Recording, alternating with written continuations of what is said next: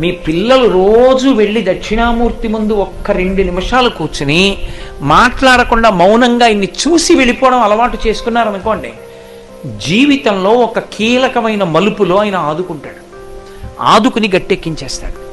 దక్షిణామూర్తి దక్షిణామూర్తే గొప్పది. ఆయన దర్శనం చేస్తే సరస్వతీ కటాక్షం దగ్గర నుంచి లేనిదన్నది ఉండదు, ఏదైనా ఇచ్చేస్తాడు ఆయన. అంతటి పరబ్రహ్మం మీకేమి ఇవ్వలేదండి. ఇంకా లౌకికమైన కోర్కెల దగ్గర నుంచి మోక్షం వరకు ఇవ్వగలడు. కరతలామలకము, చేతిలో ఉసిరికై. దక్షిణామూర్తి స్తోత్రం చదువుకుంటే గురుగ్రహం శక్తి పొందేస్తుంది. రోజు ఒకసారి దక్షిణామూర్తి స్తోత్రం చదివారనుకోండి చాలు, అంతే. ఆడవనివ్వండి, మగనివ్వండి, పిల్లలవనివ్వండి, ప్రయోజకులవుతారు, చక్కగా ఉంటారు. ఏమి పెద్ద ఇబ్బంది పడిపోయి భయంకరమైన స్థితిలోకి వెళ్ళిపోకుండా కాపాడుతుంది దక్షిణామూర్తి స్తోత్రం.